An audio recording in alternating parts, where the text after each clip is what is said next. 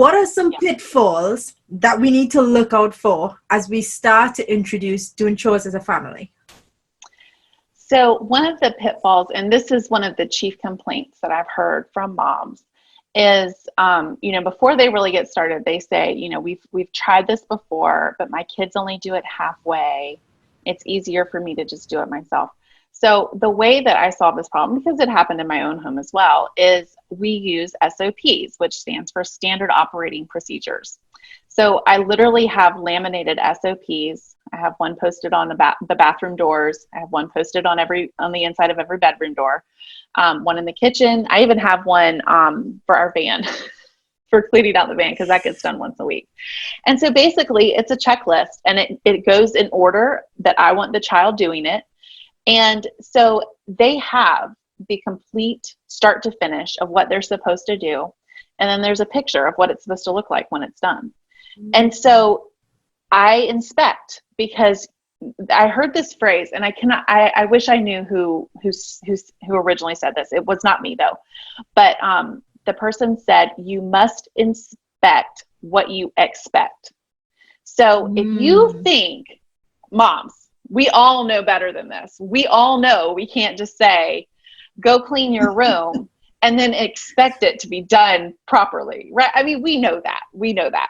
So you have to inspect their work. And so you just take the SOP, and usually you can scan and say, this isn't right. And so then I hand it to them and I say, where on here did you go wrong? Can you point it out to me, please?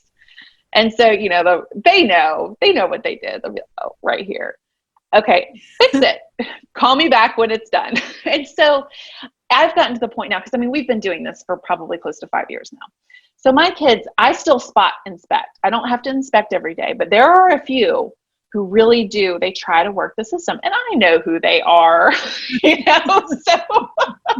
So I do inspect their work more often, but having that SOP in writing with the steps that they need to take in order, it helps them because they have a visual, they have the steps laid out for them. So, because we forget, everybody forgets stuff. But that's a visual way for them to check their own work, and a visual way for whoever is inspecting, whether that be mom, dad, or even an older sibling. I have older siblings inspect work all the time. So they just grab it. They know what the standard is now. And so, it keeps everybody accountable, really. So it's really a great tool, and it eliminates that whole doing the job halfway thing. And it also eliminates, I don't know about you, but I have a few children who just love to argue. Like, it's fun for them. That's kind of entertaining for them. And so, but it's in writing. So it's like, you can't argue with the steps. It's literally in black and white for you. So I just hand it to them. I'm like, find it on here. Where'd you go wrong? And so it's like, okay. I love it. It reminds me of Stephen Covey has a story that he shared when his kids were younger called Green and Clean. And it was him trying to introduce his son to cleaning up the lawn. And he showed him what green and clean looked like by looking at the neighbor's lawn versus their lawn. So they had a picture for what it looked like. And what I love about the inspection is, and I didn't get it when I first heard the Stephen Covey story, but years later now, Stephen's son, who's also called Stephen, shares that story from the child's perspective. And he said what it really built within him, that accountability built trust, because he knew that his dad had an expectation that he was capable of delivering on green and clean. He was capable of doing the task in the way that they had agreed. And even though he slipped up a few times in the beginning, his dad always showed up with the trust in his ability to do it. And that, from a child's perspective, was really very powerful. So I love it. And I love the fact that even when your kids push the boundaries, you let them figure out for themselves where they were supposed to fix it, which part of the SOP they've missed off, so that they can go back and correct it. I think it's brilliant. It's having them figure out where they went wrong. It's a great way to make sure that our children are taking ownership. And it's a great way to make sure that they're taking these life skills that we're giving them, that we're teaching them, and that they take them on into their adulthood. because none of us are having kids so that we have kids forever, right? We're having kids so that we can release them into the world and they go out and make it better, right? I mean, I'm not having, 30-year-old men living in my basement. That's not what I signed up for. So, by having them take ownership, figure out where they went wrong, they're going to be then going out and taking care of their stuff. As mothers, we're never going to walk into the homes of our adult children and be like, oh my gosh, I need a hazmat suit, So. Oh, I love it. Okay, before I ask my last question, can you tell moms that really want to dive into the Freedom Mom Chore system to get support? Tell us more about it and how we can access it.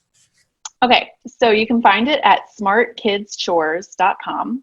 And it is basically, it's the system to take you to fix your mindset, to walk you through the steps of figuring out which chores you want your kids doing in the first place, and then getting those chores phased in gradually. Because one of the biggest problems that I've seen with other chore systems is that basically you go from 0 to 60, like overnight. And that is not the way to start new habits. It's just not. Like, everybody who knows anything about changing your habits knows it needs to be done gradually.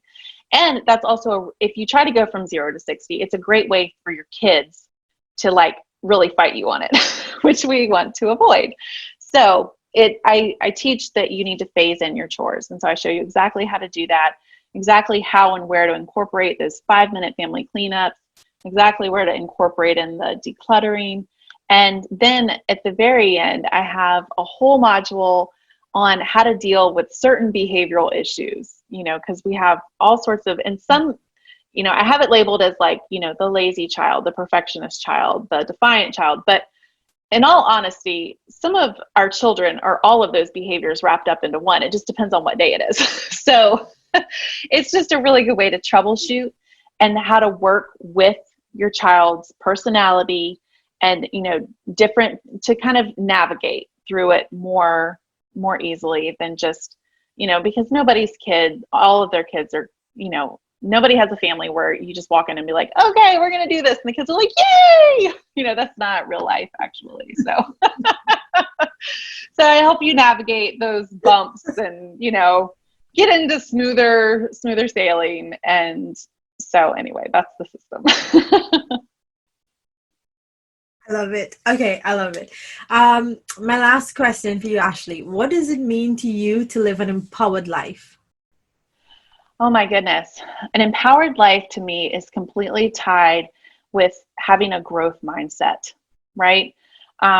Knowing that just because I can't do something right now, that I don't have the skills or the mindset to do something right now, it doesn't mean that I can't do it. It doesn't mean that I can't figure it out.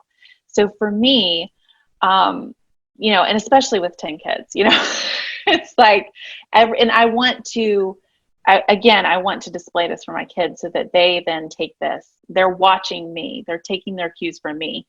So I want them to see me constantly trying new things, getting out of my comfort zone and pushing my own limits so that I can be the best version of myself possible. And I think it's so important for us moms not to get into a rut, because our children are watching, right? And we want our children to grow and become the best versions possible. And so I do the craziest things. A couple of years ago, it was 2 years ago, I decided I'm not getting any younger.